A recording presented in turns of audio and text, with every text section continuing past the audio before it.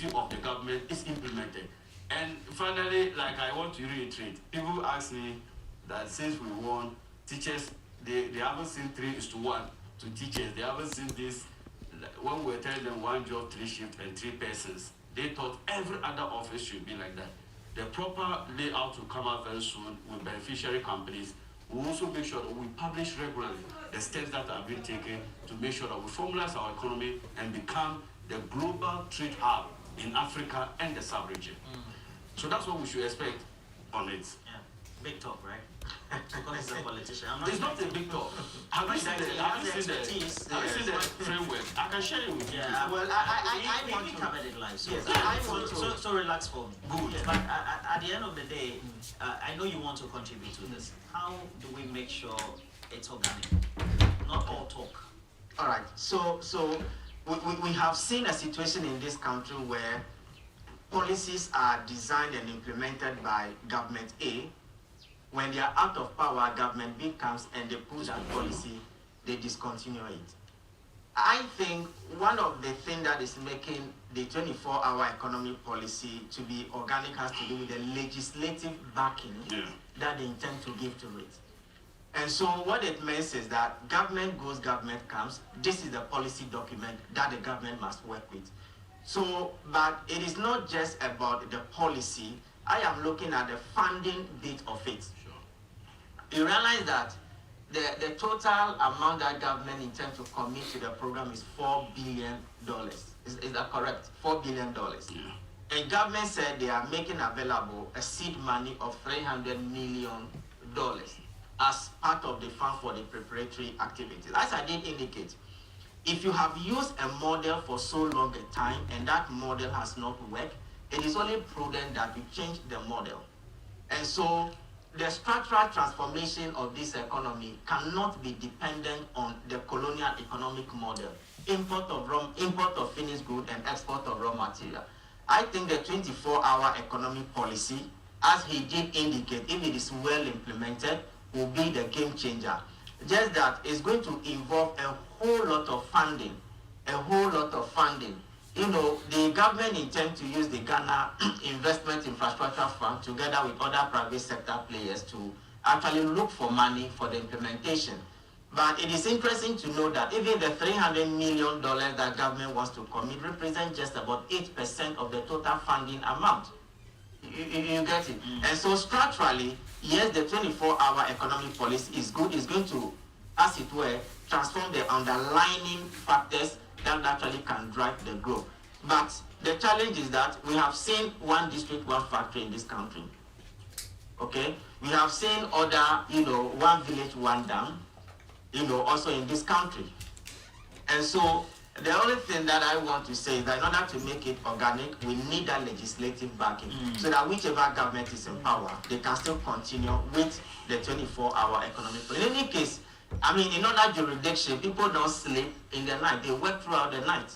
But for us, we leave the house 8 a.m., we close at 5 p.m. By 9 p.m., we are, gone. Then we wake up at 5 a.m., then the routine continues. So I think if we want to structurally transform the defects and the inefficiencies within the economy, I mean, the 24-hour economic policy should be the best option. Well, can I just get a minute to just provide that information? But before I do that, somebody just texted me that in East Gunja, Municipal Assembly where he works, the DACF in 2024 was 230,000 Ghana cedis. That's the one paid to them. Yes, the whole year. And even though the allocation should be more. Should be more. And then at 2 since time, the first quarter was 2.4 million. In just one quarter, 2.4 million. So that is just the testimony. But we also do know that the current management under the leadership of Michael Johnson, they've made a decision based on the policy. Yeah, so 80% of the money goes to the district. So and then they make a decision. The first so it's no more central. Then what I just wanted to say is that when they were briefing Parliament on the 24-hour, look, if you look at Bank of Ghana's report on FDIs and capital flight from Ghana, monies that passes through Ghana, made from Ghana, but leaves this country is $100 billion. All right, and they said what the investors are interested in the 24-hour framework, but they just want us to do certain things for them. Create an ease of doing business environment for them. Improve our judiciary so that they know that there can be that level of certainty when you take case there, and you will not be, because you are an expert, you will lose the case. And then they also said political stability is key. Normally, like you said, transition, when there's a change of government, all the things that you had done under the 24-hour secretariat will be destroyed. Yes. So because of that, investors will not be so comfortable, especially when it's approaching election year. They will think that they should wait to see what the new government will think about it. So I think that once we're able to deal with the regulatory framework, institutional quality, ease of doing businesses, and political stability, will guarantee that Ghana is democratically and politically stable. I think that the 24-hour economic foundation should not be a challenge. Okay, let's also give some credence to those who are watching us online as well. 2,100 or 200 people watching us on Facebook currently live. We're also streaming on the other relevant platforms as well. I have a couple of you. Obrin Ponkaba is watching us. Faustina Emisa is also there. Ridwan Abdullah. He says, you guys are fine brains, loving the analysis. Neo Datenos. Onupa, how are you? You are in Holland, I believe. You're saying that if Zato sees you, he'll be in trouble. Or Zato is not here. So, Yemu. You said, I mentioned Zato. I said, Charlie, we need Zato today on Facebook. And then you said, the fact that I even mentioned Zato, but I mean, we need divergent views as well. Yao February says, also the president taxed CEOs and managing directors. Yao February, it says, the president taxed CEOs and managing directors of state companies to be circumspect in their operations and make profits. So after 6 months in government, we have to know how far with their operations. I think that's critical, especially since they are in acting position. The outcome of the national dialogues on the economy and education in complementing the running of the economy as for now. And so those are the areas that you want accountability or some level of address as well from the finance minister. Saira Mabive is also there. Prince Daniel York also sent a message, and Emmanuel College as well. I see Dari Danyagri also there, and many of you who Dr. Yakubu is watching us from the UK, and all of you who tend to watch us. We're grateful for sending your messages. There was a message on Facebook that said, do we think in the subject matter of the infrastructure provision, where we need to do build, operate, transfer, the BOTs for roads, is it possible, looking at the huge capital outlay that usually is needed? I don't know. Yes. For those of you who tend to travel to the UK, you tell me that inner London, the inner London roads are always told and all. Yes. I mean, is it feasible? It's feasible. I mean, in every country, depending on your economic and financial context, you need to devise financing mechanism for your infrastructure project. Okay, because government alone cannot finance all the infrastructure projects in this country. And so build, operate, and transfer, I think most countries, I mean in Europe, they have used it and it has yielded the right result. So I think that governments can easily, as he said, give the environment that will permit those with the necessary capital to come and build. For instance, our market. You see, I've always been saying that when you look at KJTR, the market that we are building, I am always surprised that we are building those infrastructure projects from our consolidated fund. Why would the government just give that project to a private investor who will build the market and then start taking tools from the market women as part of the repayment process? You understand? So I think build, operate, and transfer is one of the mechanisms that we can use to develop this country. Then again, I also think that, you know, metropolitan assemblies like Accra, Kumasi, and Tamale, they should go to the market and raise bonds on their own balance sheet. You get it? Because they are big, they can generate revenue. Look at them, the quantity based on the cash flow. Yes. Okay. They should go to the market and raise the debt on their own balance sheet. So I think the BOT mechanism, it has to work in so many economic and financial jurisdictions, and it can equally work in Ghana. Government alone cannot finance all the infrastructure projects in this country. We need to devise some of these innovative ways of financing our infrastructure. I wanted to go to Joseph, but if you can. Okay, so the BOT financing model for roads. I am not for roads. Huge for capital. roads or huge capital. I'm not really against it, though it comes with also challenges. Because validating construction costs is sometimes difficult. In our part of the world. In our part of the world, especially they telling you what they have spent. You know, sometimes when we give them those costs, they come with variation costs that when they were doing it, the costs have increased. So validating it is sometimes difficult. And even periods of handover, it is sometimes difficult to give certainty to the conditions of what they will hand over to you. I think that those are the challenges. Except that I'm okay with BOT. But if the money is sourced locally, domestically, yes. Seteka came here and said, well, by the last quarter of the year, we will be making inroads in making the assessment or the decision whether we want to go into the domestic market and start some level of finance options to be able to offtake. So, but if we raise money locally, any road that is built with the city, the idea is that when you're talking about the value of the value you would have invested over a period. The value over the period. Time value of money. Time value is always a problem because normally there's no cash inflows at the beginning. It makes sense. And even the condition of the road at the time of handover is a problem. Because if you are doing BOT, it simply means that the people should operate it and hand to you. So maybe the collection will be in the private sector. In the private sector. It means the tolls collection will be needed, isn't it? Yeah, they become the tools. Exactly. And the period that the tolls collection will recover the cost. At the time of handover, the condition of the road may not be in good shape again. Typically associated with PPPs in Africa. By the time they hand over the entity or but the question is, must it continue that then way? you find that the depreciation. So at the development stage, all these things should be factored. They will come back with variation. Then you find that the depreciation assets and based on what the percentage outlines are just off. So those are the challenges with BOT. And we'll see this in America. You get to inherit projects or maybe an entity or whatever it is that was used or is being handed over that is non-valuable, so to speak. Yeah. Joseph, what can we abreast ourselves of when it comes to all the latest information? Now, particularly based on the assessment and then also the expectations so far, Joseph. Well, I have some answers for you by way of the expectations. There's this pre-mid budget review survey that was carried out by audit firm PwC just to get a sense of what people expect to happen in this mid-year review. We're going to walk you through that quite shortly. They also asked questions about their own assessments and the conversation around the table largely obviously started off with discussions around how things have gone so far. So the same questions that were put to respondents sampled in this particular survey to get a sense of what they think government has been done, what are they attributing to the successes chalked so far, and what are the pitfalls that they believe government must avoid. And so that makes for an interesting read, and that is what we'll be walking our viewers through quite shortly, Roland.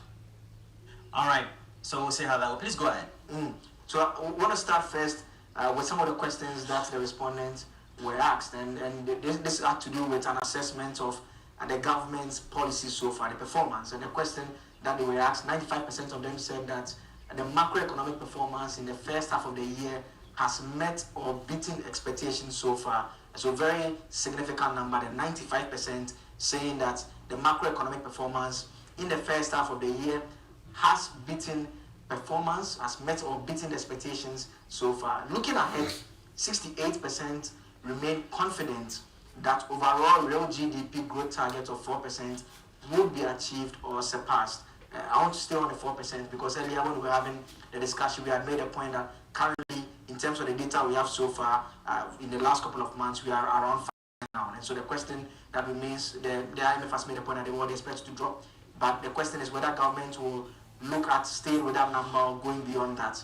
What our respondents are telling us, those who are sampled by PwC, they are making the point that, well, they expect the growth targets that it will either be met or it will be surpassed. And so that is a very significant endorsement in terms of government's policies, macroeconomic policies so far. Now, it's important that the question was asked that on a balance, what are the top 5 factors that contributed the most to the economy's year-to-date performance? This is a very important question because it's one that a lot of people have been trying to make sense of. What is attributing for what we are seeing now? Can we attribute it to what central government is doing? Can we attribute it to what the Bank of Ghana, the central bank, is doing, or purely based on inflation and the issues surrounding the currency. Let's look at the graph and what it looks like here. So if you look at this chart here, you see that 85% are attributing it to the monetary policy of the monetary policy management, and that is very significant. A huge endorsement of the work that is being done by the central bank so far. You look at fiscal policy management, and with that one, I'm looking at the tax policies, the spending policies of the central government itself, and the impact. We are looking at 81% saying that is what they are attributing to the performance, and it is an important point to make. They earlier indicated that when government took over, they said that, look, we have issues with the economy. What we want to do is to cut down on expenditure. Even though we are still saying that the numbers that we've seen so far, we still have slight revenue issues, but it tells you that the government's spending policies is having some impact, at least from the side of the respondents who participated in this particular survey. They are saying that, look, fiscal policy management has been important. What many of you thought would perhaps account for the outcomes with Ghana City performance is rather place number 3. 77% are saying that, well, things are going well in terms of the currency, and that is what is attributing to what they are seeing in terms of the first half of the year. Then in terms of creditors' goodwill, 52% is saying so. Then finally, IMF funds disbursement. And earlier I was making a point that so far we've had some $2.4 billion coming out of the $3 billion that we're expecting from the IMF. We've also seen some recently, a little over $300 million also coming from the IMF. And so that is it by way of this particular outcome. But you see quite clearly that the respondents, they are not giving much credit to that particular inflow that have come in. They are still trusting the central bank and government in terms of the policies that they are implementing so far. Let's go a step further and ask the question about what top 3 factors would you say have contributed the most to the reported consistent decline in inflation year to date. Inflation is one of the topical issues. We've heard government make the point that, well, they are looking at trying to see if they can do single digits, and those who have said that, well, that may be very difficult. Some are saying it's going to be possible, but what we know is that we started off around 23% latter part of last year. We are around 15 now. Let's look at what people are saying about what they think is contributing to the constant decline in inflation year to date. Again, you see the same trend if you compare to the general question that was asked previously. They stick to monetary policy performance, and again, they attribute to the fiscal policy performance, with the Ghana City closely followed over there. So that tells you again that there's a certain high level of confidence, at least from the respondents, what we are seeing in how things are being done at the governmental level and also at the central bank level. The CD, again, very important there. And suppressed public sector expenditure, 46%. And that should tell you a very interesting story once again, because within the public sector expenditure, that will be something that will fall within the fiscal policy performance, because those are spending decisions that the governments take. They decide where they want to put the money, what they want to spend on. But you see the respondents isolate that quite clearly and identify that we don't see much significance in terms of the consumer demand. Just 8%. Then expectations management is just doing around 10% as well. We can move a step further and look at some of the other issues that have come up in terms of the concern so far. So from your perspective, what are the top 3 factors contributing the most to the performance of the Ghana Cedi on the currency exchange market? And the gold board operations is number 1. It's no surprise. We've had lots of discussions around the gold board. What we know is that in terms of the transactions that have taken place this particular year, we know that export-wise, our gold is doing very well. In terms of the prices also, it's also inuring to the benefits of the country. But the gold board, because of the structure that was created so far, they've been able to acquire a lot. And so it's no surprise that people are attributing that as well. Then the forex support by the Bank of Ghana was one issue that was very controversial a couple of weeks ago.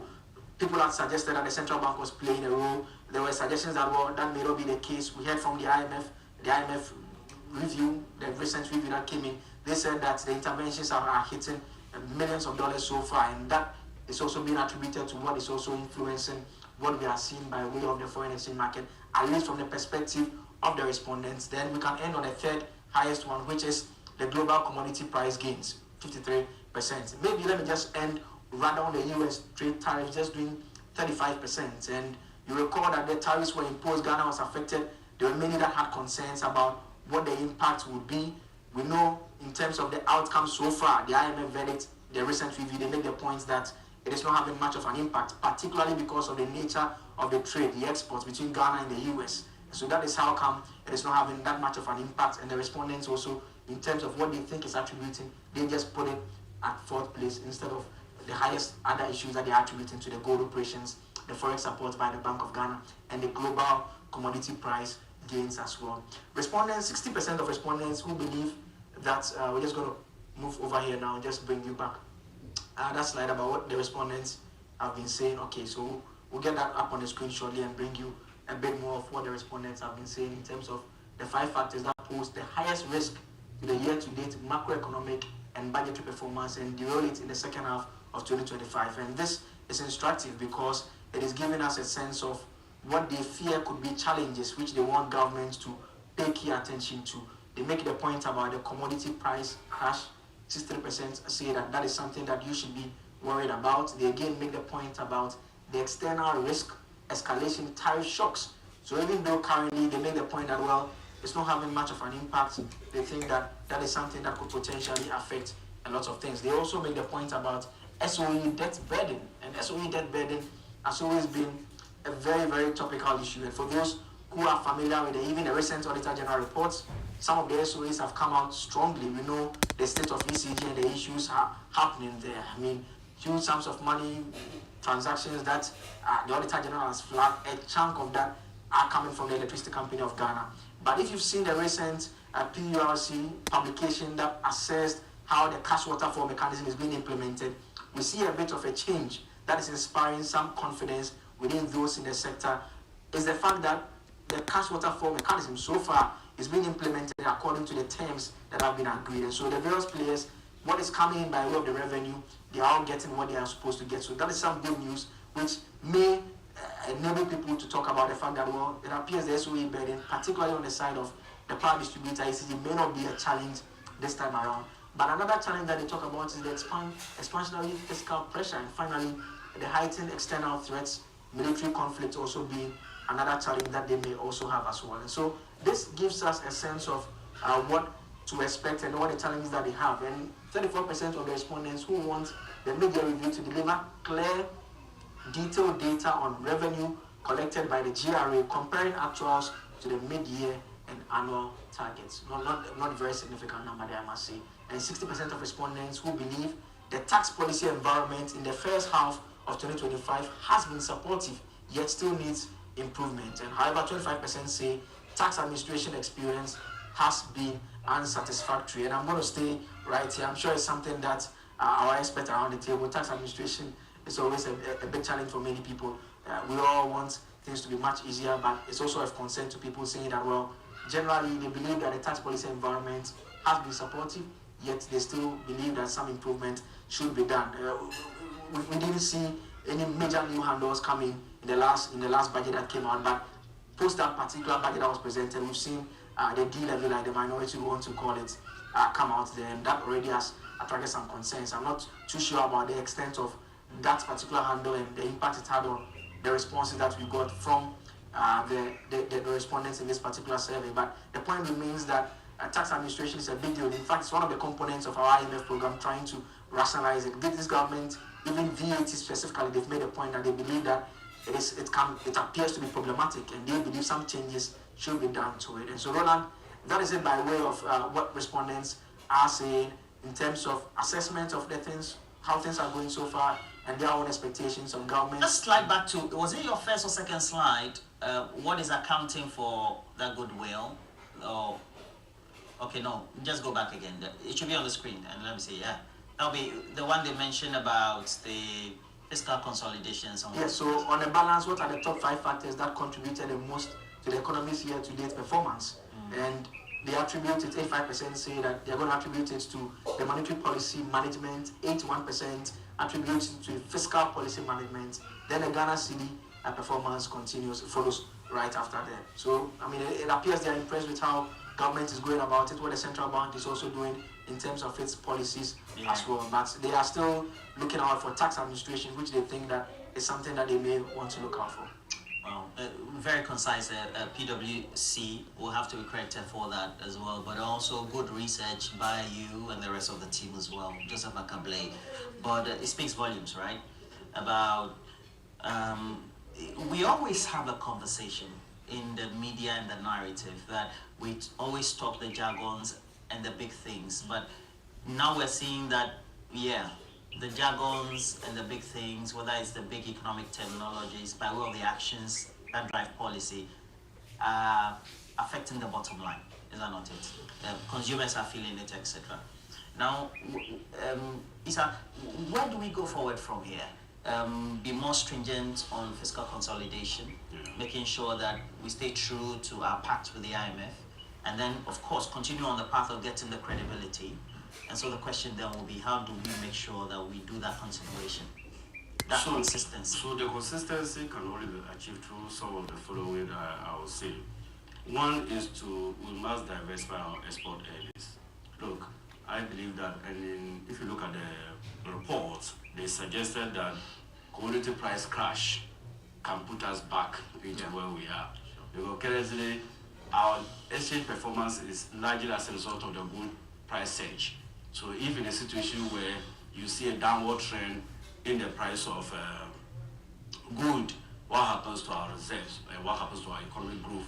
So basically, if we don't diversify and increase more export commodity, our earnings from gold, oil, and cocoa can't always be affected at any time. So that's one way that I think we must do.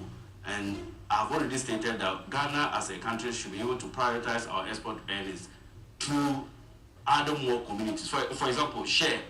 We have share nuts in Ghana, but what is the export volumes of share? Share that. And yet they will go and bring the shea butter and the cosmetics, and then we will consume them again. So I think that export earnings should be diversified. Two, the monetary policy by the Bank of Ghana should continue in terms of supplying of liquidity into the forex market. I believe that timely release of information is key in driving the demand and supply forces on the exchange markets. So if there is that level of certainty that there can always be that supply of forex into the liquidity market, I think that our exchange stability will continue. Then government also should continue to prioritize expenditure. That is a surest we can go in order not to fall back into the fiscal distress. So I'll say that yes, despite the low expenditure or not embarking on massive expenditure, we are currently seeing a lot of massive gains in the macroeconomic indicators. And salute to the Rose Minister, Honorable Kwame Agboja, like you mentioned. He has another aide called Frank. Yeah, Frank Fair. In fact, I will rate him among the top 3 ministers so far in the last 7 months. Not because Agboja. Yes. Who are your top 5? You don't want to commit yourself, but you want to talk about the road minister. Yes, there are also, but finance number 1, of course. But I will say that, frankly speaking, the roads sector will open up Ghana for us to become an industrial hub. That is the only way we can make sure that we sustain some of these macroeconomic gains. If not, also, there is a problem if we don't take our time. We'll fall into difficulties in the future. Which is? If you look at the tariff adjustment that was done by Donald Trump, it created a lot of supply chain disruptions towards America. In fact, S&P even downgraded the dollar by 10%. So what it simply means is that trade that was going towards America was now diversified and found African trade routes and other Asian countries. So what it implies is that if tomorrow President Donald Trump reassesses his economy and go back onto recovery and the path of growth, what will happen is that there will once again be a capital flight into the American economy. So these are ways that I think that we must safeguard ourselves, provide enough buffers. Currently, we are doing around 4.8 months of import cover with $11.1 billion.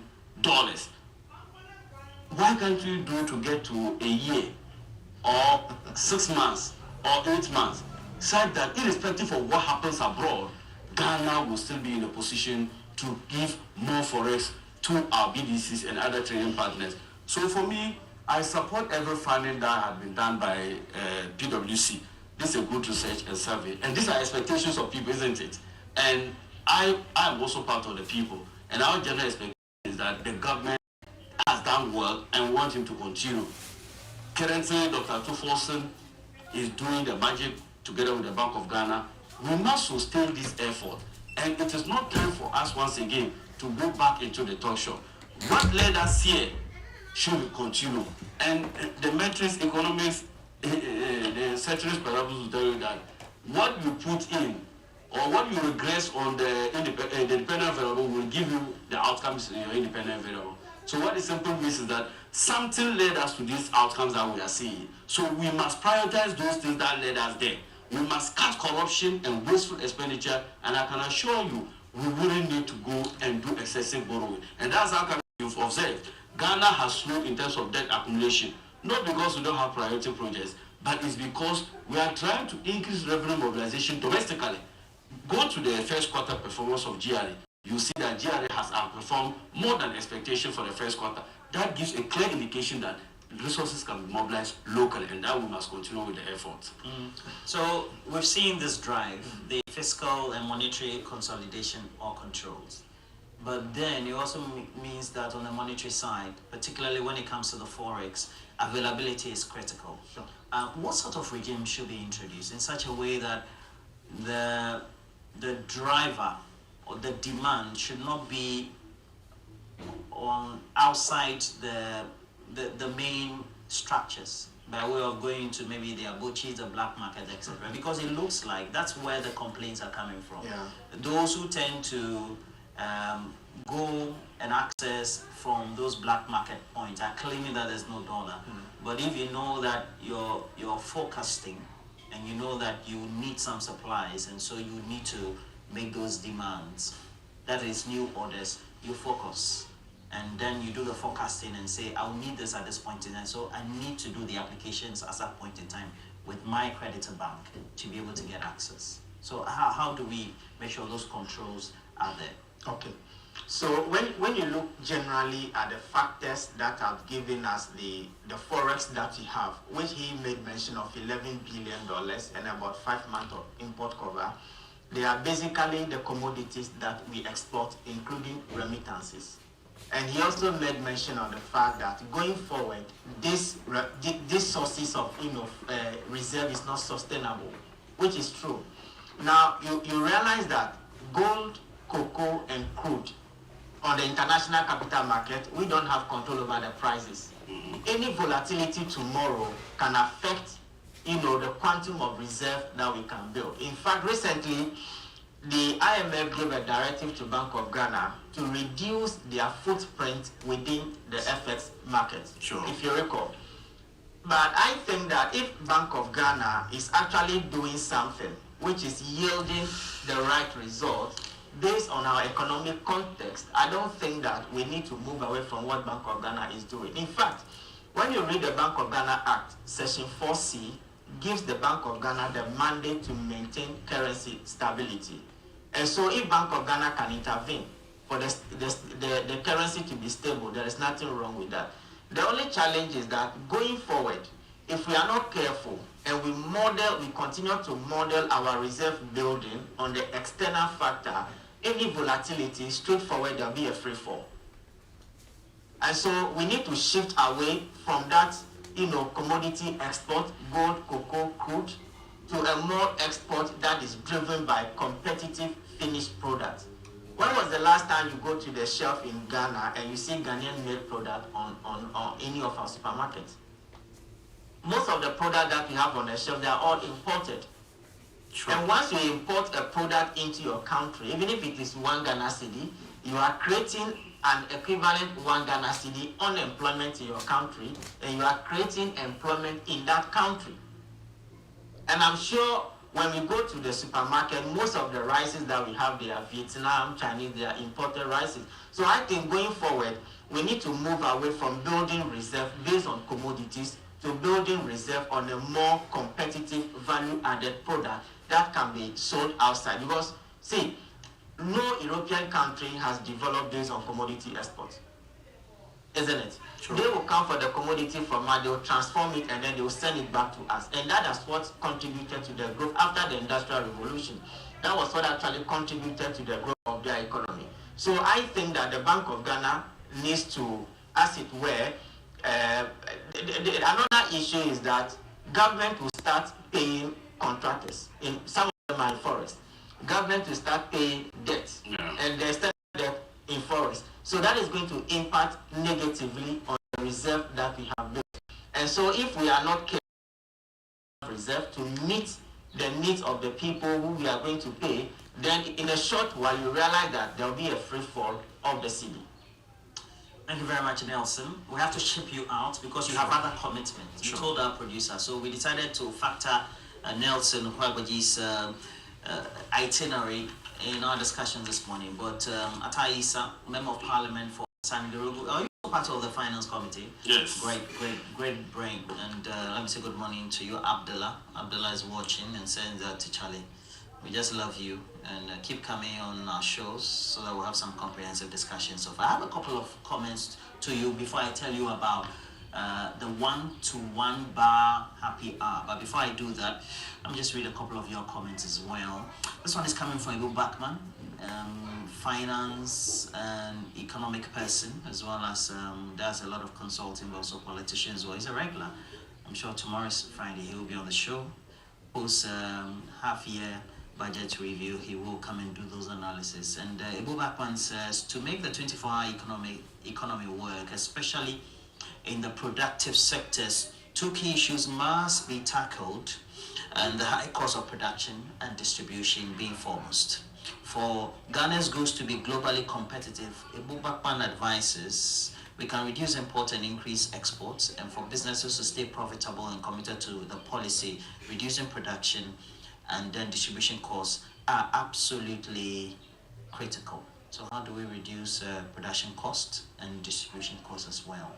It's very important. Operational cost is always a big thing, eating into all the financial outlay for companies, etc. Jerry Glyph, good morning to you. You're with the UPS. You just finished, and you say Glyph, he knows you, right? Okay, family, relations, and friends. They are congregating right here. Jerry Glyph, good morning to you. I have this one from, it says, okay, so I have this one.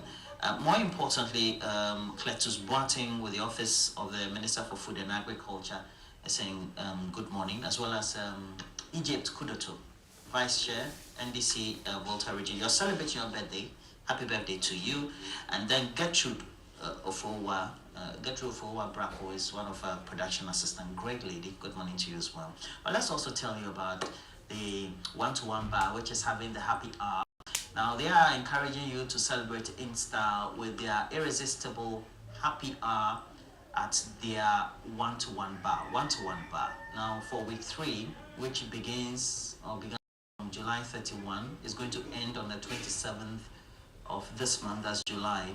They're going to have that classy, everything you want, after world 1-to-1 bar, and they have various offers. So when you come to that offer bracket, you get 2 glasses of house wine, including a choice of any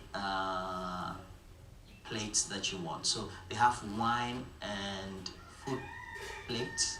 All right, it's going for 279 Ghana cedis. So when you come and sit down, you can order that just 279 Ghana cedis. You get a wine, you get fruits as well. I don't know how, the combination that people do, so sumptuous. And then we have a cheese plate, all right? Cheese plate, that's going for 369 Ghana cedis. So you enjoy that, with wine, etc.